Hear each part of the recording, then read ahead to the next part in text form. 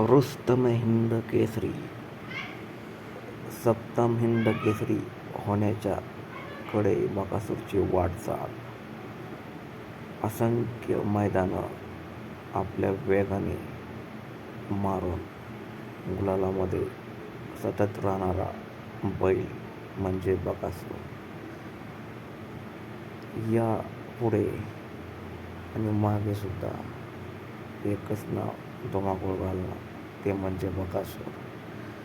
बकासूर सर्वांचा लोकप्रिय, सर्वांचा लाडका असा नंदी. मित्रांनो, बकासूर या नावाने बैलगाडा क्षेत्रामध्ये एक वेगळी ओळख निर्माण केलेली आहे. मोहिलशेठ धुमाळ यांनी आजपर्यंत बकासूरची अगदी आपल्या जीवापेक्षा जास्त काळजी घेतलेली आहे. सर्व लाड बकासूरचे मोहिलशेठ धुमाळ आजपर्यंत हे पूर्ण केले आहे. बकासूरला बाकीच्या नंदीसारखं ऐशोआराम, महागड्या वस्तू, खारी खोबरं किंवा अन्य काही हाय प्रोटीन डाईट नसून बकासूरला अगदी आपला जे घरचा आहार आहे तोच साधा, अगदी साधा आहार हा बकासूरचा. त्यात मका असेल, भरडा असेल, एकदम अतिशय साधपणे बकासूरला हा आहार असतो. तरी देखील बकासूरने असा कोणता नंदी नाही की त्याला टप दिलेला नाही व शर्यती जिंकल्या नाही. मित्रांनो, ज्यावेळेस बकासूर हा लहान होता, म्हणजे अगदी 2 ते 3 वर्षाचा असेल, त्यावेळेस बकासूर हा म्हणजे हरवला होता, सुटून गेला होता गोठ्यातून साईड. त्यावेळेस मोहिलशेठ धुमाळ अक्षरशः परेशान झाले होते. त्यावेळेस मोहिलशेठ धुमाळ सुद्धा वयाने लहानच होते. मोहिलशेठ धुमाळ अतिशय भावनिक त्यावेळेस झाले होते. संपूर्ण डोंगर ते पिंजून काढलं तरी बकासूर हा सापडत नव्हता. बकासूरचा गोठा अगदी डोंगराच्या लगत. खूप वेळ गेला, बकासूर सापडत. सुदैवाने शेवटी बकासूर सापडला. ज्यावेळेस मोहिलशेठ धुमाळ यांनी बकासूरला आवाज दिला, मोहिलशेठ धुमाळ यांनी बकासूरला सरपंच म्हणून हा आवाज दिला. बकासूर पण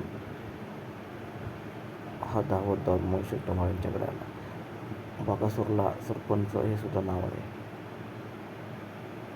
एवढा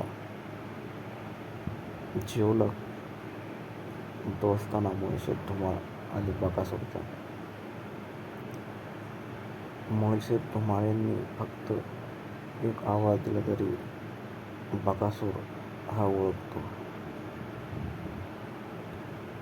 बकासूर त्याच्या गोठ्यालगत जे डोंगर आहेत त्या ठिकाणी बकासूर हा चाऱ्यासाठी सोडला जातो.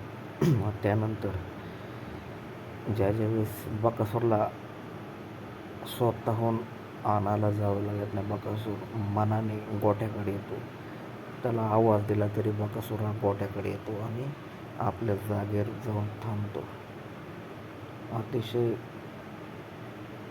जबरदस्त अशी ट्रेनिंग बकासूरला मोहिलशेठ धुमाळने आजपर्यंत दिलेली आहे. बकासूरला लहानपणापासून मोहिलशेठ धुमाळ यांनी आपल्या नजरेसमोर ठेवलेला आहे. कोणत्याही प्रकारे बकासूरवरती संकट हे मोहिलशेठ धुमाळ यांनी येऊन दिलेलं नाही. आपण असंख्य अशा मैदानं पाहतो, त्या मैदानामध्ये बकासूर हा धावता धावता अनेक वेळा जखमी झालेला आहे. व असेही मैदान आहेत की ज्यावेळेस बकासूरचा पराभव झाला त्यावेळेस मोहिलशेठ धुमाळ अक्षरशः ओक्साबोक्शी रडलेले सुद्धा आहेत. खूप असे मैदान आहेत. त्या मैदानामध्ये मोहित धुमाळ रडलेले आहेत. मोहित धुमाळ बकासूरचा पराभव झाला या कारणाने रडले नाही. त्याला कारणे पण असे की बकासूर ज्यावेळेस जखमी झाला त्यावेळेस मोहित धुमाळ यांनी त्याला मैदानामध्ये आणले व त्यावेळेस बकासूरचा पराभव झाला. मोहित धुमाळ यांच्या चूक लक्ष झाली व ते भावनिक होऊन अक्षरशः रडले.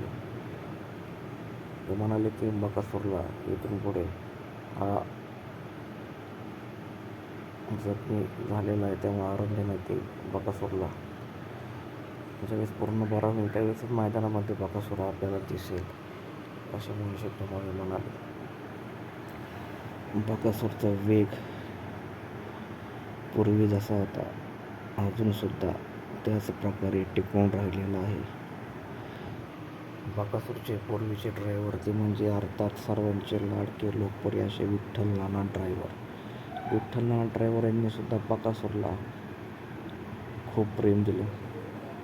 जरी काही कारणामुळे विठ्ठल नाना बकासूरच्या गाडीवर नसते तरी देखील अजूनसुद्धा विठ्ठल नानाचं जीवापाड प्रेम हे बकासूरवरती आहे. असंख्य असे कालच्या मैदानाचं उदाहरण घेतलं तर बकासूरला कोणत्याही प्रकारची इजा ही विठ्ठल नाना यांनी काल होऊन दिली नाही. मागच्या काही 5 ते 6 महिन्यापूर्वी ज्यावेळेस बकासूरला लिगामेंटचा प्रॉब्लेम आला बकासूर जखमी झाला त्यावेळेस सुद्धा विठ्ठल नाना हे बकासूरला भेटण्यासाठी बकासूरच्या गोठ्यावरती गेले होते. असंख्य विरोधक असो किंवा कुणी अन्य असो बकासूरवरती तेवढंच प्रेम करतो. बकासूर आणि मोहित धुमाळ यांचं नातं सदैव टिकून राहील. मोहित धुमाळ म्हणाले जोपर्यंत बकासूर धावेल तोपर्यंतच मी बैलगाडा क्षेत्रात दिसेल. ज्यावेळेस बकासूर धावण्याचा थांबेल त्याचं वय होईल त्यावेळेस बैलगाडा क्षेत्रामध्ये मी तुम्हाला दिसणार नाही असे अनेक वेळा मोहित धुमाळ यांनी बोलून दाखवले आहे. मोहित धुमाळचे मामासुद्धा मोहित धुमाळला पूर्णपणे सपोर्ट करतात. त्यामुळे मोहित धुमाळ आणि बकासूर हे योग्य नियोजन होऊन बकासूर असंख्य शर्यती जिंकत असतो. बकासूरवरती सर्व स्तरातून मोठ्या प्रमाणामध्ये अन्य बैलगाडा मालकसुद्धा प्रेम करतात.